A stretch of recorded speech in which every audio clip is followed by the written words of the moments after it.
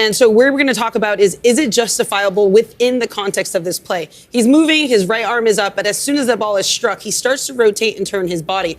If you take a look, his left hand is tight to within his body, what we say within the silhouette, but the right arm is still extended out. So take a look at the right arm.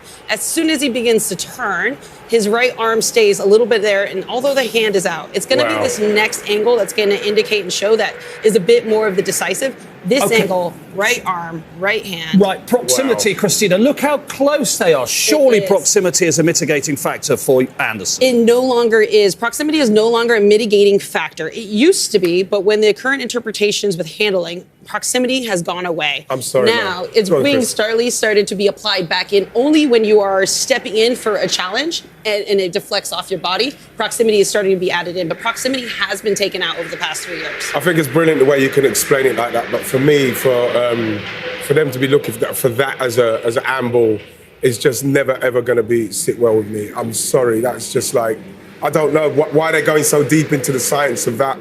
I can't with the proximity, and I hear what you're saying. The law for me is just like, it's gone crazy. I'm always critical of defenders who come out right and they come out and defend, they put their hands behind their back, because you always think your balance can't be right. But that's what, if you feel for defenders now. I agree, I know what's been said. I can't see that as a penalty. I just can't. The defenders, what else does every defender have to put their arms behind their back?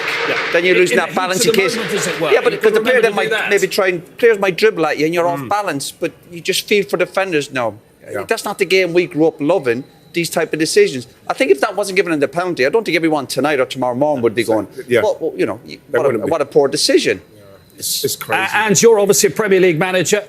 And it's slightly awkward because we've got English referees and English VARs and Michael Oliver making this decision. What's your reaction to that being a penalty? But that's the issue. Michael Oliver is not making this decision. Exactly. And that's been my issue all along. He went to the screen, but he could have said no penalty. But he saw the action. He deemed that it wasn't necessary to be a penalty.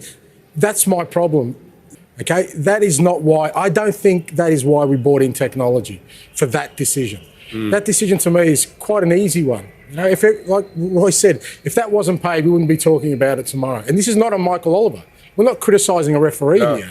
We're criticising the technology, which is what I criticise consistently. I fully back the referee in this. If he didn't pay that, if he did pay that, we'd be saying, okay, he saw it that way. But technology is supposed to be definitive.